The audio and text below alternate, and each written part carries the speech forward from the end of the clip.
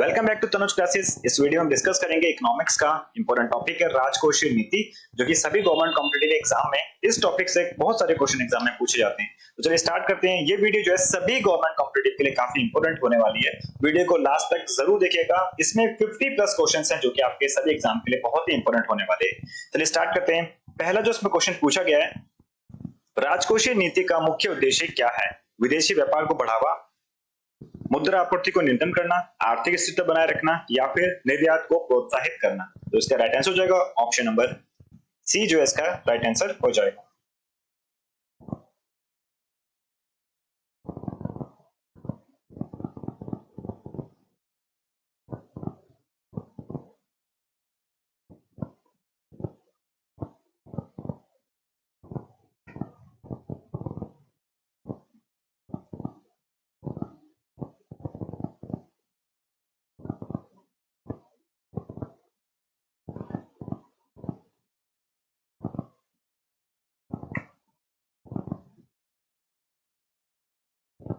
तो इसका right answer हो जाएगा ऑप्शन नंबर सी, आर्थिक स्थिरता बनाए रखना राजकोषीय नीति का मुख्य उद्देश्य होता है। नेक्स्ट क्वेश्चन है, राजकोषीय नीति को निम्नलिखित में से कौन लागू करता है? भारतीय रिजर्व बैंक, योजना आयोग, वित्त मंत्रालय या फिर वाणिज्य मंत्रालय। इसका आंसर हो जाएगा ऑप्शन नंबर सी, वित्त मंत्रालय। तो राजकोषीय नीति जो है वित्त मंत्रालय लागू करता है। राजकोषीय नीति के प्रमुख उपकरण कौन से हैं? बैंक दर, खुली बाजार संचालन, सरकारी व्यय और कराधान, नगद आरक्षित अनुपात। इसका आंसर हो जाएगा ऑप्शन नंबर सी, सरकारी व्यय और कराधान। ऑप्शन नंबर सी इसका राइट आंसर हो जाएगा। जब सरकार खर्चा बढ़ाती है तो कर कम करती है, तो यह कैसी राजकोषीय नीति होती है? संकुचनात्मक राजकोषीय नीति, विस्तारवादी, तटस्थ राजकोषीय नीति या मौद्रिक नीति। तो इसका आंसर हो जाएगा ऑप्शन नंबर बी, विस्तारवादी राजकोषीय नीति होती है। निम्नलिखित में से कौन राजकोषीय घाटे को दर्शाता है? कुल व्यय माइनस कुल आय, पूंजीगत प्राप्ति माइनस राजस्व व्यय, कर राजस्व माइनस गैर कर राजस्व और कुल उधारी माइनस सब्सिडी। तो इसका आंसर हो जाएगा ऑप्शन नंबर ए, जो है कुल व्यय माइनस कुल आय। तो ये बेसिकली जो है राजकोषीय घाटे को दर्शाती है। नेक्स्ट है, निम्नलिखित में से कौन सा राजस्व प्राप्ति का स्रोत नहीं है? आयकर, उत्पाद शुल्क, विनिवेश या फिर जीएसटी। इसका आंसर हो जाएगा ऑप्शन नंबर सी, विनिवेश की बात कर रही है। नेक्स्ट है, राजकोषीय घाटा की पूर्ति आमतौर पर कौन और कैसे की जाती है? कर बढ़ाकर, मुद्रास्फीति बढ़ाकर, उधारी द्वारा या फिर निर्यात करके। इसका आंसर हो जाएगा ऑप्शन नंबर सी, उधारी द्वारा। तो राजकोषीय घाटे की पूर्ति जो है उधारी द्वारा आमतौर पर कैसे मतलब की जाती है ये। तो इसका आंसर हो जाएगा ऑप्शन नंबर सी। यदि सरकार का व्यय उसकी आय से कम हो तो इसे क्या कहते हैं? बजट घाटा, प्राथमिक घाटा, राजकोषीय घाटा, राजकोषीय अधिशेष या फिर राजस्व घाटा। तो इसका आंसर हो जाएगा ऑप्शन नंबर सी, राजकोषीय अधिशेष। क्वेश्चन 9 है, राजस्व घाटा का अर्थ क्या है? इसमें ऑप्शन नंबर ए दिया हुआ, पूंजीगत व्यय बड़ा है, पूंजीगत आय छोटा है, या फिर कुल व्यय बड़ा है और कुल आय छोटा है, राजस्व बड़ा है, राजस्व प्राप्ति छोटी है, या फिर कर जो है राजस्व कर की बात कर रहा है बड़ा है या फिर व्यय बड़ा है, व्यय छोटा है। तो इसका आंसर हो जाएगा ऑप्शन नंबर सी, राजस्व व्यय जब बड़ा होता है और राजस्व प्राप्ति जब छोटी होती है तो इसको जो है राजस्व घाटा बोला जाता है। निम्नलिखित में से कौन सी नीति मुद्रास्फीति को नियंत्रित करने हेतु अपनाई जाती है? विस्तारवादी राजकोषीय नीति, संकुचनात्मक राजकोषीय नीति या फिर तटस्थ राजकोषीय नीति। लास्ट है विदेश नीति। इसका आंसर जो है संकुचनात्मक राजकोषीय नीति जो है इसका राइट आंसर हो जाएगा।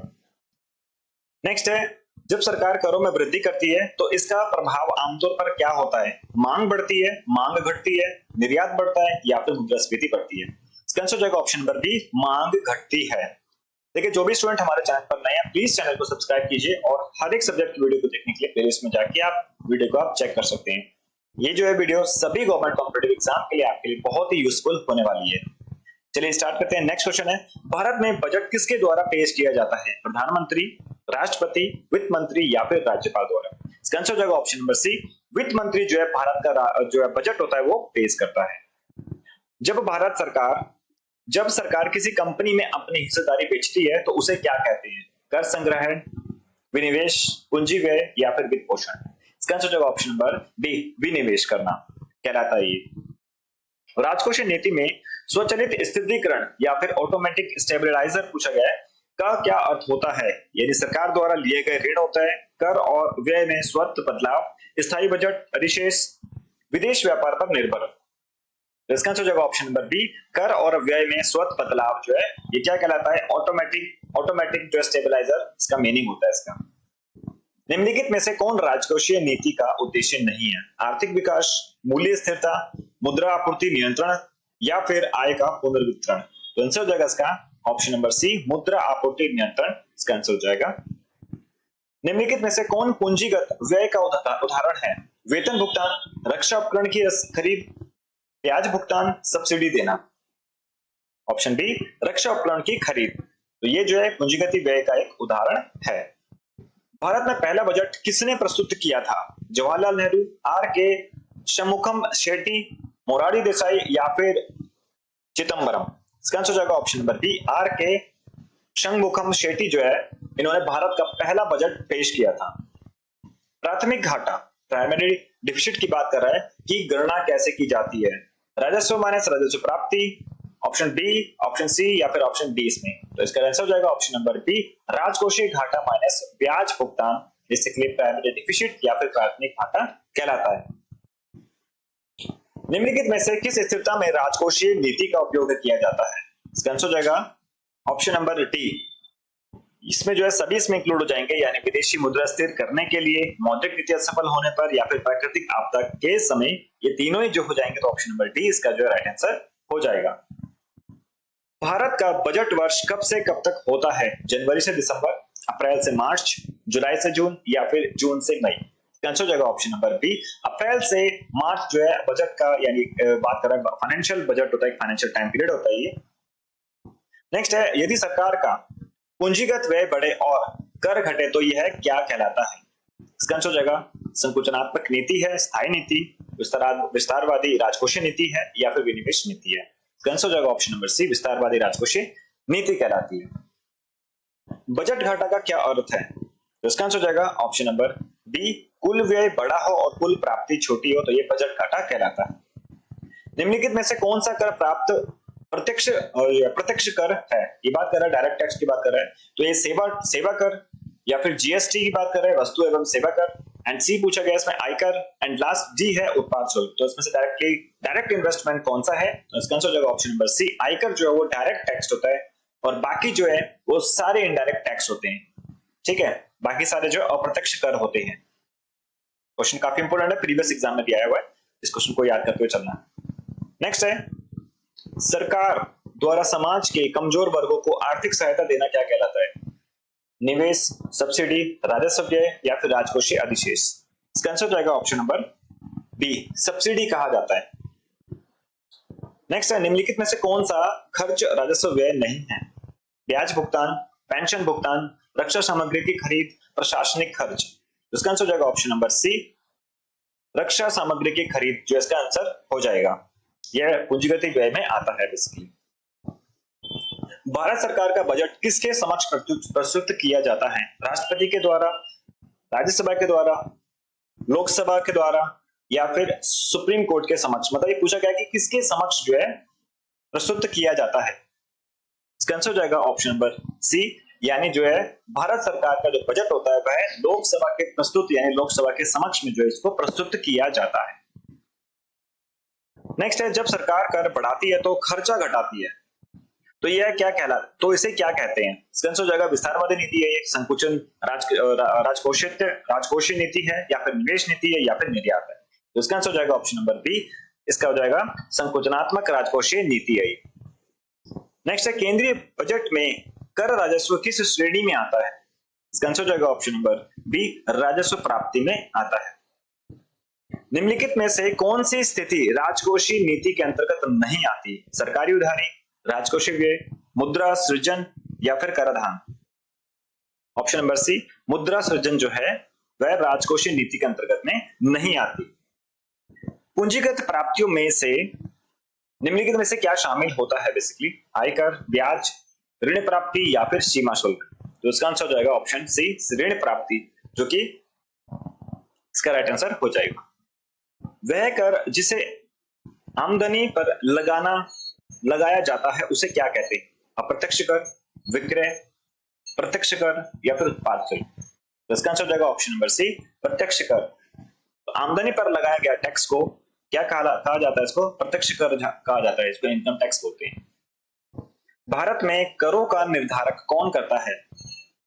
भारतीय रिजर्व बैंक, वित्त मंत्रालय, नीति आयोग या फिर योजना आयोग। तो इसका आंसर हो जाएगा ऑप्शन नंबर बी, वित्त मंत्रालय जो भारत में करों का निर्धारण करती है। राजकोषीय नीति का प्रयोग निम्नलिखित में से किसे प्राप्त करने के लिए किया जाता है? इसका आंसर हो जाएगा ऑप्शन नंबर डी, उपरोक्त सभी। तो यो इसमें सभी रोजगार का स्तर बढ़ाने के लिए भी है, आर्थिक असमानता को घटाने के लिए, मुद्रास्फीति पर नियंत्रण करने के लिए। तो इसका आंसर ऑप्शन नंबर डी, उपरोक्त सभी हो जाएंगे इसका आंसर। जिस स्थिति में सरकार की कुल प्राप्ति कुल व्यय से अधिक होती है तो उसे कहते हैं बजट घाटा, राजस्व घाटा, राजकोषीय अधिशेष या फिर प्राथमिक घाटा कहलाता है। तो इसका आंसर हो जाएगा ऑप्शन नंबर सी, राजकोषीय घाटा। निम्नलिखित में से कौन सा कर केंद्रीय बैंक यानी केंद्र सरकार के अधिकार क्षेत्र में आता है? संपत्ति कर, जल कर, आयकर या फिर व्यवसायिक कर। इसका आंसर हो जाएगा ऑप्शन नंबर सी, आयकर, जो कि केंद्र सरकार के अधिकार क्षेत्र में जो है आयकर आता है, इनकम टैक्स आती है। नेक्स्ट है, जब सरकार की आय और व्यय बराबर होती है तो स्थिति कहलाती है राजस्व घाटा, राजकोषीय घाटा, संतुलित बजट या फिर पूंजीगत अधिशेष। तो आंसर हो जाएगा इसका संतुलित बजट। क्वेश्चन से समझ में आता है जब दोनों ही इक्वल हो जाए, आय मतलब जो एक्सपेंसेस है और जो इसका इनकम है, जब दोनों इक्वल हो जाती है तो उस टाइम क्या कहलाएगा? ये संतुलित यानी बैलेंस बजट कहलाता है। नेक्स्ट है ऑप्शन नंबर नेक्स्ट पूछा हुआ है, कर प्रगति यानी टैक्स प्रोग्रेसिविटी का तात्पर्य है सभी पर समान कर, आय बढ़ने पर कर दर घटती है या फिर आय बढ़ने पर कर दर बढ़ती है या कर हटाना। तो आंसर हो जाएगा इसका ऑप्शन नंबर सी, आय बढ़ने पर कर दर भी बढ़ती है। अगर इनकम बढ़ेगी तो टैक्स भी बढ़ेगा। नेक्स्ट है सार्वजनिक ऋण, पब्लिक डेब्ट्स की बात कर रहा है, क्या इसका हिस्सा होती है? तो मुद्रा नीति, बैंकिंग नीति, राजकोषीय नीति या फिर विदेशी नीति। इसका आंसर हो जाएगा ऑप्शन नंबर सी, राजकोषीय नीति। यानी सार्वजनिक जो ऋण होता है, पब्लिक डेब्ट है, बेसिकली राजकोषीय नीति का ही पार्ट है। भारत में निम्नलिखित यानी भारत के किस संस्था को राजकोषीय उत्तरदायित्व और बजट प्रबंधन अधिनियम एक्ट लागू करना होता है? तो ऑप्शन इसमें योजना आयोग, ऑप्शन बी है इसमें नीति आयोग, ऑप्शन सी है इसमें वित्त मंत्रालय और ऑप्शन डी है इसमें आरबीआई। तो इसका आंसर हो जाएगा ऑप्शन नंबर सी, इसका राइट आंसर है वित्त मंत्रालय। नेक्स्ट है, निम्नलिखित में से कौन सी नीति प्रत्यक्ष रूप से बेरोजगारी को प्रभावित कर सकती है? मौद्रिक नीति, आय नीति, राजकोषीय नीति या फिर व्यापार नीति। इसका आंसर हो जाएगा ऑप्शन नंबर सी, राजकोषीय नीति। भारत में वस्तु एवं सेवा कर जीएसटी किस प्रकार का होता है? ये का कर है बेसिकली, ये प्रत्यक्ष कर है, पूंजीगत कर है या फिर अप्रत्यक्ष कर है या फिर विशेष कर है। तो इसका आंसर होगा ऑप्शन सी, ये इनडायरेक्ट टैक्स है, ये जो है एक प्रकार से अप्रत्यक्ष कर है। जीएसटी की बात करें तो, गुड एंड सर्विसेज टैक्स की बात करें तो, जब सरकार सामाजिक कल्याण योजनाओं पर व्यय करती है तो यह क्या दर्शाता है? मौद्रिक नीति, पूंजीगत व्यय या फिर राजस्व व्यय या प्रत्यक्ष कर। तो आंसर हो जाएगा इसका ऑप्शन नंबर सी, राजस्व व्यय। केंद्र सरकार का सबसे बड़ा राजस्व स्रोत क्या है? ऑप्शन ए है एक्साइज ड्यूटी, कॉर्पोरेट टैक्स, आयकर, जीएसटी। ये क्वेश्चन कई बार एग्जाम में, रेलवे में और एसएससी के कई एग्जाम में जो ये क्वेश्चन बहुत बार पूछा गया, तो क्वेश्चन को बहुत ही ध्यान से इसको जो याद करके चलना। इसका आंसर हो जाएगा जीएसटी। तो केंद्र सरकार का सबसे बड़ा जो राजस्व का जो स्रोत है वो है GST, good and services tax है। वित्त घाटे को अनियंत्रित करने हेतु सरकार कौन से कदम उठा सकती है? व्यय में कटौती, करों में वृद्धि, विनिवेश या फिर उपरोक्त सभी। आंसर हो जाएगा इसका उपरोक्त सभी। कौन सा कर सरकार द्वारा गरीबों को आर्थिक सहायता देने के लिए सहायक होता है? आयकर, संपत्ति कर, प्रगतिशील कर या फिर उपभोग कर। आंसर हो जाएगा इसका ऑप्शन नंबर सी, प्रगतिशील कर जो है वो बेसिकली गरीबों को आर्थिक सहायता देने के लिए सहायक होता है। भारत में राज्यों को अनुदान कौन प्रदान करता है? सुप्रीम कोर्ट, नीति आयोग, वित्त आयोग या फिर निर्वाचन आयोग। आंसर हो जाएगा इसका ऑप्शन नंबर सी, वित्त आयोग जो है राज्यों को अनुदान प्रदान करता है। जो अमाउंट होता है उनको विकास करने के लिए जो स्टेटों को, वो क्या करता है? वित्त आयोग जो है देता है, पैसे देता है सबको। पूंजीगत व्यय का प्रमुख उद्देश्य क्या होता है? चालू खर्चा चलाना, सामाजिक सेवा, परिसंपत्तियां बनाना, कर्मचारियों को वेतन देना। तो आंसर हो जाएगा इसका ऑप्शन नंबर सी, परिसंपत्ति बनाना जो है पूंजीगत व्यय का प्रमुख उद्देश्य होता है। निम्नलिखित में से कौन सा कर स्थानीय निकाय लगाते हैं? तो ऑप्शन ए है इसमें आयकर, संपत्ति कर, उत्पाद शुल्क एंड कॉर्पोरेट टैक्स। तो आंसर हो जाएगा इसका ऑप्शन नंबर बी, संपत्ति कर जो है एक प्रकार का स्थानीय निकाय लगाते हैं। राजस्व प्राप्ति में क्या शामिल नहीं होता है? आयकर, लाभांश, ऋण या फिर जीएसटी। इसका आंसर हो जाएगा ऑप्शन नंबर सी, ऋण जो है वो राजस्व प्राप्ति में शामिल नहीं होता है। नेक्स्ट है, भारत में बजट का सबसे पहले प्रकाशन किस भाषा में हुआ था? अंग्रेजी, हिंदी, संस्कृत या फिर तमिल। इसका राइट आंसर क्या है आप कमेंट बॉक्स में इसको मेंशन कीजिएगा, और आपके टॉप 50 में कितने आंसर रहे हैं, कितना स्कोर रहा है, तो प्लीज आप कमेंट बॉक्स में मेंशन जरूर कीजिएगा ताकि आपको आपकी प्रिपरेशन का पता चल सके। तो अगर आपको वीडियो पसंद आई है तो प्लीज लाइक कीजिएगा, और जो भी स्टूडेंट हमारे चैनल पर नए हैं प्लीज चैनल को सब्सक्राइब कीजिए, और जितना हो सके अपने दोस्तों में इसको जो है शेयर कीजिएगा। हमारे सभी सब्जेक्ट की वीडियो देखने के लिए आप प्लेलिस्ट में जाके आप इसको चेक कर सकते हैं, और वीडियो को लास्ट तक देखने के लिए बहुत बहुत धन्यवाद। मिलते हैं नेक्स्ट वीडियो में।